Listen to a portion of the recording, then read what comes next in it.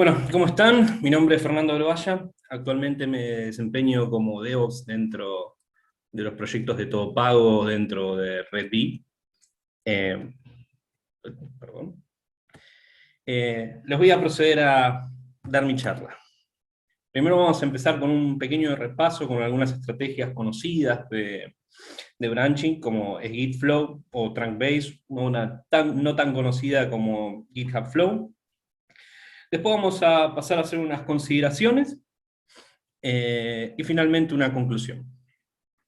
Comenzamos con el enfoque más común que hay sobre esto, que se llama Gitflow, el cual hay básicamente dos ramas que se mantienen principalmente, la primera siendo Develop y la segunda Master o Main, como le dice ahora GitHub, que se apoya en varios branches de soporte. En general se utilizan para generar un feature y una vez que este está listo se mergea dentro del branch de develop, del cual en general empieza a subir desde un branch de release, que finalmente sale un tag para master y es deployado.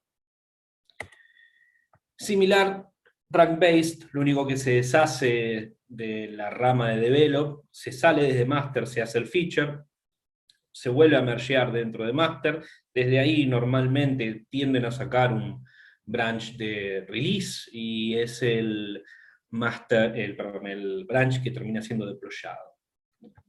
Una pequeña variante, ¿sí?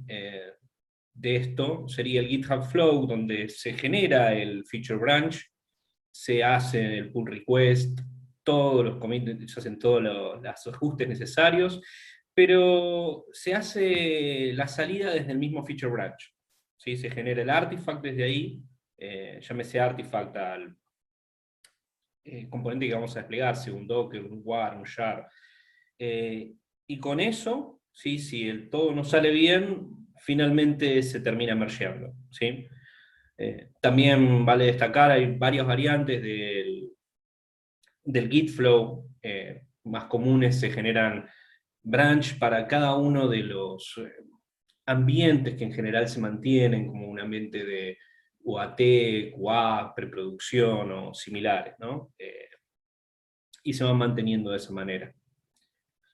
Bien, una cosa importante que hay que tener en consideración es que nuestro esquema de branching tiene que ser consistente con nuestro CI. Eso quiere decir que de la manera que optemos manejar nuestro ciclo de desarrollo lo tenemos que reflejar en nuestro CI y viceversa.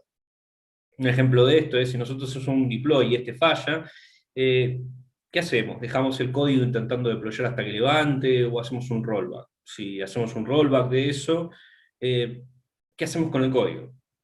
Si ya lo habíamos mergeado, hacemos un rollback del merge. Si no habíamos mergeado, podríamos evitar hacer el merge. Unas consideraciones adicionales que tenemos que tener son algunas de estas.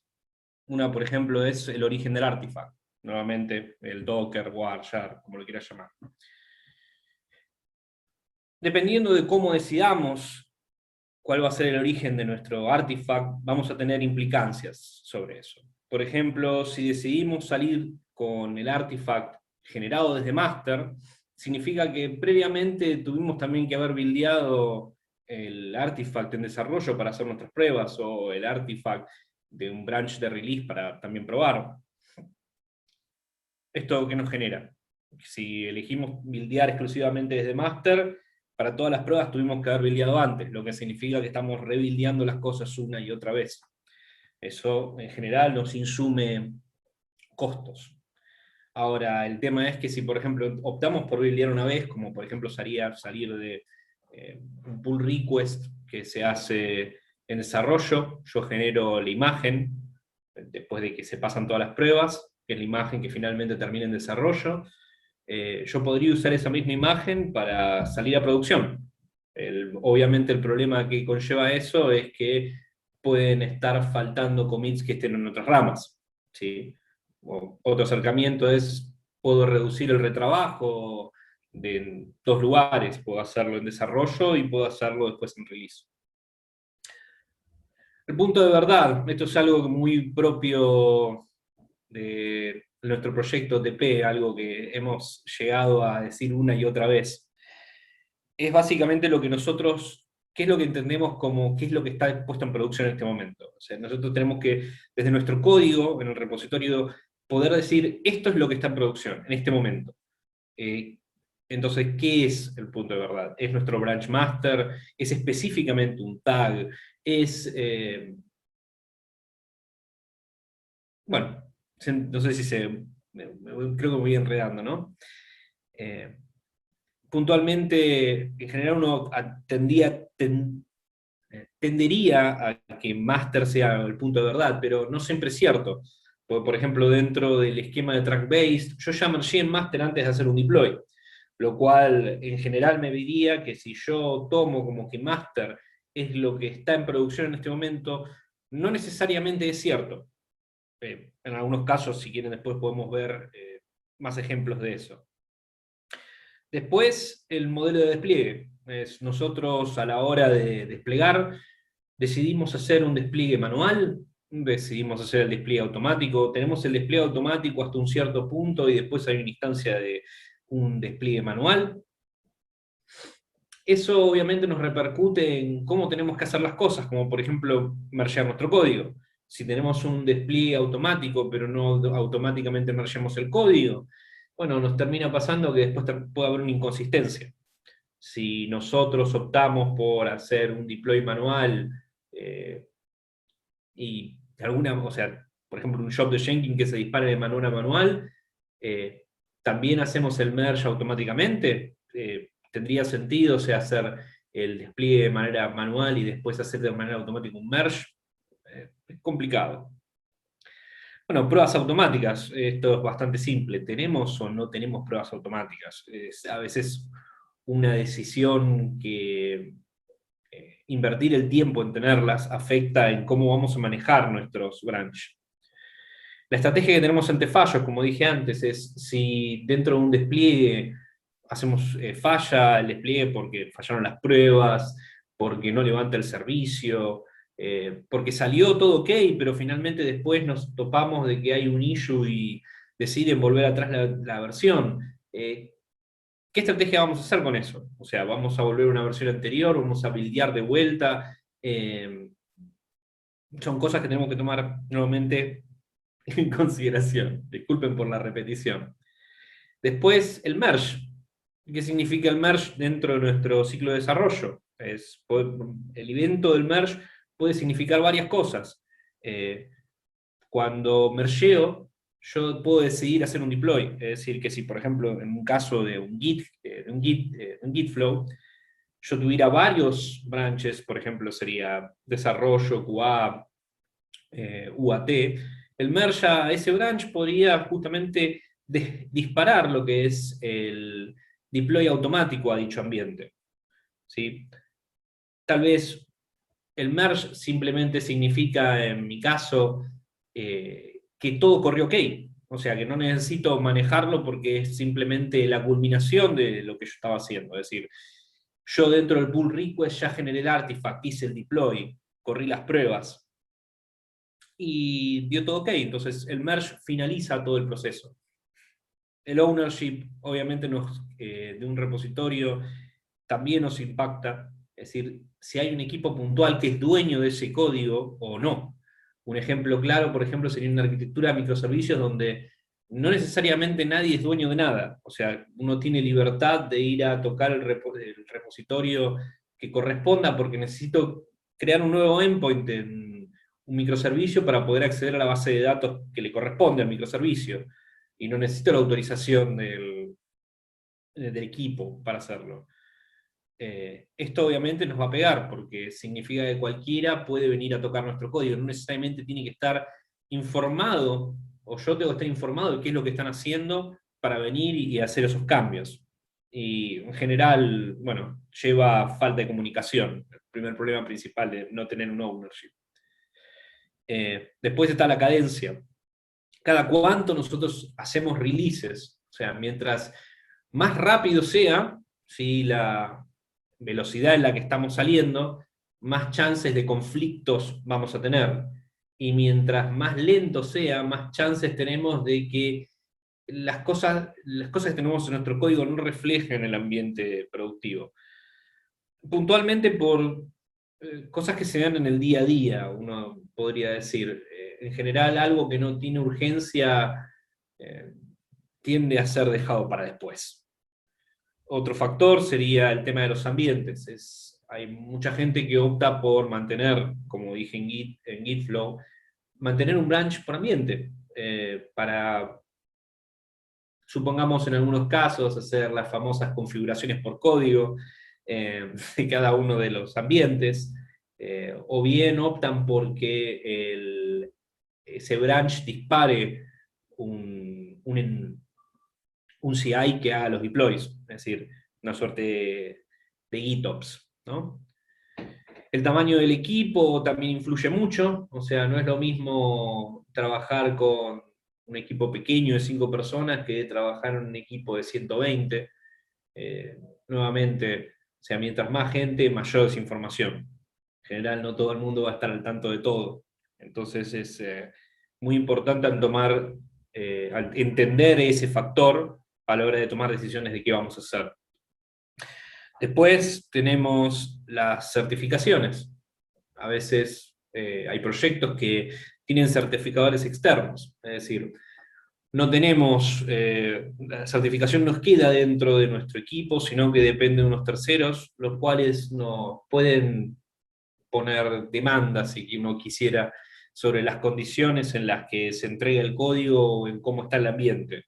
Y esto puede nuevamente impactar en cómo nosotros vamos a manejar los branch y el CI. Y finalmente, el tema de las configuraciones, es decir, nuevamente, y de la misma manera que teníamos el tema del ambiente, de la manera que optemos manejar nuestras configuraciones, nos va a servir para saber cómo vamos a manejar los branch. Si uno, por ejemplo, opta por quitar todo tipo de configuraciones de los microservicios usando algo como Cloud Config, esto se vuelve un no tema, pero si de repente todo esto vive dentro de los repositorios, en general nos va a terminar impactando, porque vamos a necesitar acceder al repositorio para acceder a configuraciones, y vamos a tener que buildear versiones para ambientes puntuales, ¿sí? Porque no tenemos, es la manera que se optó por manejar la configuración, o tal vez es la manera en la que se puede a veces, ¿no? Dicho todo esto, vamos a pasar a algunos ejemplos de problemas. Imaginemos que tenemos un punto de origen del artifact en desarrollo, es decir, tenemos un esquema muy parecido a lo que sería un Gitflow. Tenemos un equipo grande y tenemos una cadencia alta, ¿sí? Estamos todo el día saliendo a producción. En general esto a lo que lleva es a commits faltantes. ¿Qué quiero decir? Bueno, el equipo A desarrolló un hotfix y el equipo B estaba saliendo con un feature con una hora de diferencia. Dentro de lo que, si bien había herramientas para verificar si el commit existía dentro de lo que estaban buildeando en producción, la diferencia tan corta hace que sea complicado. Entonces, en este tipo de casos es donde nosotros en nuestro CI tenemos que invertir en hacer un tooling, el cual al momento de desplegar nosotros comparemos qué es lo que hay en producción con lo que estamos metiendo. Por ejemplo, si nosotros hiciéramos un artefacto de Docker y el tag tuviera una referencia al tag que estamos implementando, nosotros podemos consultar el tag de lo que está desplegado en este momento en producción antes de cambiarlo, consultar la API de nuestro repositorio, por ejemplo GitHub, y hacer una comparación para ver si hay una diferencia de los archivos. Si la diferencia nos viene en nulo, significa que todos los commits están y podemos proceder a deployar sin problemas de haberme comido el hotfix que está metiendo el equipo A. Pero bueno, esto es importante, saber que el tooling nos da la opción, y el CI nos da la opción de evitar este tipo de problemas. Pero bueno, hay que invertirlo. Y uno dirá, bueno, pero ¿por qué estoy saliendo de desarrollo? Bueno, justamente porque si tenemos un equipo grande y una cadencia alta, estar buildeando constantemente los artifacts no solo insume tiempo, sino que insume dinero. Porque uno tiene que tener las máquinas corriendo que están constantemente arriba generando artifacts uno tras otro. Otro escenario, por ejemplo, tenemos un punto de origen en nuestra rama de master o main. Tenemos una cadencia muy baja, o sea, se sale una vez por mes, una vez cada 2 meses. y tenemos una estrategia de mergear antes del release. O sea, esto sería el track base, dicho y hecho. Pero no definimos una estrategia de rollback. Es decir, salimos a producción, se desplegó el código, pero dio la casualidad que hubo un problema con lo que está ahí y se decidió hacer un rollback en producción, pero el código master ya estaba mergeado. El equipo dueño de esto decide que no es urgente arreglar esto y dejan el código en master, y otro equipo decide venir y tocar el microservicio porque necesitan nuevamente generar un endpoint para acceder a la base de datos del microservicio en cuestión. Ahora están trabados porque el equipo original que metió el primer cambio no resolvió esto, y el código que está en master es instable. ¿Sí? Perdón, un tema acá, me olvidé justamente plantear la solución de esto, mil disculpas. Bueno, acá justamente lo fácil es establecer tu estrategia de rollback. ¿Qué hago con el código? Acá uno podría decidir mergear después de salir, que tiene sus temas también, pero en un escenario donde tenemos una cadencia baja tendría mucho más sentido. O bien puede optar por algo que no a muchos les gusta, y entiendo por qué, que sería hacer un rollback de ese merge y restaurar el feature branch que había mergeado. Siguiendo, tenemos por ejemplo un merge por ambiente, significa un despliegue, es decir, yo mergeo dentro de QA, eso despliega en el ambiente de QA. Mergeo en preproducción y eso despliega en el ambiente de preproducción.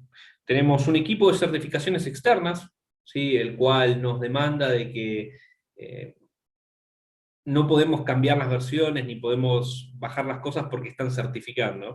Y tenemos una falta de pruebas automáticas. En general tenemos un ambiente de certificación inestable. Pues no podemos estar desplegando constantemente, porque el equipo de certificación externa nos dice, no, me estás dejando el ambiente inestable porque no, las versiones no se mantienen y yo no puedo terminar de certificar un sprint. Siéntase tocado el que tenga que sentirse tocado. Cualquier semejanza con la realidad no es una coincidencia. ¿Cómo se podría solucionar algo como esto? Bueno, las nuevas tecnologías como el Service Mesh vienen a atacar este tipo de problemas, donde yo puedo justamente hacer despliegues paralelos de los microservicios, los cuales son accesibles a través de un request cambiando los headers que uno hace, con los que mandan los requests, ¿no? Y eso me permite tener una N cantidad de versiones del microservicio disponibles para que, y sin tocar las versiones que ya están disponibles en los ambientes en cuestión. Yo puedo tener dentro del ambiente de certificación 3 versiones distintas de un microservicio, pero bueno, obviamente esto conlleva un costo, que es un mayor gasto en cantidad de máquinas, porque voy a tener mayor cantidad de microservicios corriendo. Pero bueno, son nuevamente las cosas que tenemos que evaluar a la hora de tomar este tipo de decisiones. Finalmente, el branching es algo que cambia, va cambiando constantemente. Es importante sentarse antes de desarrollar y plantearse qué estrategia vamos a utilizar, ¿sí? De esta manera podemos ahorrarnos muchos dolores de cabeza. Así como que es muy importante volver a visitar esto. O sea, cuando las condiciones van cambiando, ¿sí? De nuestro ciclo de desarrollo, van cambiando las realidades que nos rodean, vienen nuevos requerimientos, más presupuesto, viene gente que va a hacer las pruebas, podemos volver a sentarnos y otra vez redefinir qué es lo que más nos sirve, y siempre tratando de mantener la menor cantidad de branches posibles, ¿sí? Con la mayor cantidad de herramientas que nos permitan darnos con la cabeza con cosas como que me falten un commit, ¿sí? Así que nada, debemos y podemos, como dice, generar herramientas que nos permitan mantener las decisiones que tomamos a la hora de hacer nuestro esquema de branching. Bueno, Preguntas. Ahí, ¿me puedes escuchar? Sí. Perfectamente. Sí, ahí, bueno, ahí les estaba avisando a todo el mundo, bueno, si tienen preguntas, ahora es el momento, tenemos unos 5 minutitos para que dejen las preguntas en el chat y nosotros las vamos tirando por acá. Una pregunta que yo tenía es, entonces, esto, lo que estás haciendo en la estrategia es directamente poniendo todo lo que es el deploy antes de la tool, o sea, no depende de la tool. A ver, reformular un poco. Por ejemplo, como vos decías, es algo que se tiene que estar reformulando constantemente, se tiene que estar cambiando constantemente. Tool, proceso, quise decir. O sea, vos lo que estás revisando constantemente es el proceso. Claro, vos revisás el proceso y a partir del proceso tenés que generar las tools para que el proceso tenga la menor cantidad de complicaciones. Es Sí. importante cuando ves el proceso ver cuáles son las falencias del mismo y justamente a partir de las falencias generar el tool. O sea, y no esperar tipo, eso no va a pasar, es raro. Obviamente uno siempre pesa cuánto esfuerzo va a llevar en generar el tooling, que a veces no es tan grande como uno cree, pero la realidad, a veces la realidad de que los tiempos de la gente que está desarrollando los pipes y eso no acompañan la libertad como para hacerlo. Pero es importante saber que hay que invertir el tiempo en ese tooling, porque eventualmente nos va a pegar más los impactos negativos de no haber hecho las herramientas para cubrir las falencias del proceso que no haberlo hecho en primer lugar. Mm, sí. Acá tengo una pregunta de Maxi. Dice, ¿tuvieron problemas con certificaciones de QA y tuvieron que tocar el merge? No, o sea, en general, eh, cuando tenemos certificaciones de QA, nosotros generamos los artifacts dentro de desarrollo. O sea que nosotros básicamente tenemos dos branch, desarrollo y master, y saliendo el commit de DESA, en general no es que tenemos que volver a generar un rollback, sino que se fixea y saca un nuevo artifact. O sea, pues estamos clavados dentro de los tags, ¿no? Mm, Esos son nuestros puntos de verdad. Si querés, para todos los ambientes bajos serían los tags que salen, y para lo que sería nuestro ambiente de producción, nuestro punto de verdad es master, cosa que podemos garantizarle a los desarrolladores que tienen que hacer un hotfix o tienen que salir a correr a arreglar algo, que producción siempre va a reflejar lo que está dentro de master. Y tenemos un montón de herramientas, por ejemplo, que están verificando constantemente eso. Hay veces que se levantan la gente en la mañana diciendo, deployaste esto y no está esto mergeado, salgan a mergearlo. Si no se mergeó, al tratar de buildear algo, tenemos una herramienta, por ejemplo, que le dice, che, el commit que está productivo no está en el código que estás prosiguiendo, así que antes de seguir desarrollando, termina con el merge y después continúa. mm. El problema que a veces se puede desprender un poco de eso es que si no hay un ownership definido, el equipo que no mergió puede estar trabando al, al equipo que quiere desarrollar. Obviamente para resolver eso tendrías que eh, hacer que la gente merge automáticamente o en el evento del pull request ya tener preparado todo para dar los OKs, de manera que una vez que se hace el deploy, se mergea automáticamente con las condiciones preestablecidas, como podría ser tener dos reviewers, pasar ciertos análisis y cosas similares. Bien. Acá Diego dice todo clarísimo, buenísimo. Acá otra pregunta de Maxi dice, ¿les pasó que me rellenan dos funcionalidades y luego una no sale? ¿Cómo lo solucionaron? Bueno, creo que ya lo dijiste. Sí, básicamente eso. O sea, Sí. la cadencia alta que teníamos nosotros, pues, tenemos nosotros, nos ha generado eso. Justamente lo que terminamos haciendo es tenemos un tooling que nos chequea los commits que están en producción con los commits que se están mandando. Creo que todavía no, una cosa que tenemos que agregar, ¿sí? Sería que dentro del deploy en sí haga la verificación. La hacemos un poco antes, porque tenemos como un sistema de encolamiento que ya hace estas verificaciones, pero si no tuviéramos eso, este sistema de colas que no se lo recomiendo absolutamente a nadie, dentro del deploy en sí, haría ese compare, como dije dentro de uno de los ejemplos anteriores, teniendo dentro del tag del Docker el tag que estoy desplegando, lo cual me permite hacer el compare así rápido, porque eso es un curl y una comparación que no puede tomar más de un segundo, que es ínfimo comparado al tiempo del deploy, verificar que está todo ok, que la cantidad de archivos cambiados es cero, porque a veces puede haber commits más, pero mientras tanto los archivos no hayan cambiado, estamos todo bien. Y si la cantidad de archivos que cambiaron es cero, vamos para adelante. Si no, falla y le decís, ok, no despliegues. O sea, la segunda persona que va a desplegar no va a poder hacerlo porque se va a topar con que le falta el commit, va a tener que arreglarlo y salir una vez que haya resuelto el tema. Bien, bueno. Bueno, Fer, te agradezco mucho, mucho por el tiempo y por el Q&A y por la charla, ¿sí? Muchas gracias.